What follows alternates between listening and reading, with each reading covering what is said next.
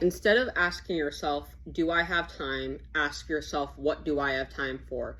And I've had to remind myself of this recently because as humans, we usually get very overwhelmed by our to-do list, by the list that we create in our head or on paper that says, take the kids to school, do the laundry, do the dishes. For me, draw, read, paint, work in my garage, do this, do that, do everything. And it gets very overwhelming. And so we have to remind ourselves that there are only 24 hours in the day. That's just a universal. Everyone has that. You cannot avoid that. You have 24 hours in the day. And so it's all about your priorities and simply not asking yourself, can I finish the entire to-do list in one day, in 24 hours?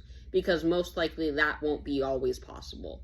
And so it's better to ask yourself, can I read 4 pages of my book instead of 20 pages? Because if you try and read all 20 pages, more likely than not, you're going to get too tired. You're going to say to yourself, oh, let me just go to sleep. I can catch up tomorrow. And tomorrow never comes. And that's what we tend to do a lot as humans, is we say it's black or white. We either conquer the world or we stay in bed all day. And so I think it's a very good practice for all of us to say to ourselves, not, do I have time to do everything, but rather, what tasks are my priority? What is the priority right now in the moment? And simply asking yourself, what do I have time for right now? Whether that's 15 minutes between waiting for someone to pick you up, or 15 minutes waiting for the food to cook, or whatever. It's in a way multitasking, but not really.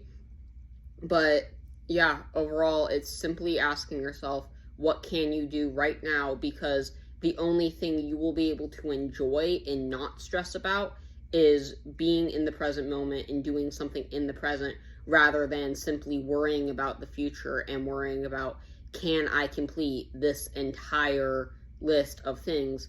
Because being realistic, we usually don't.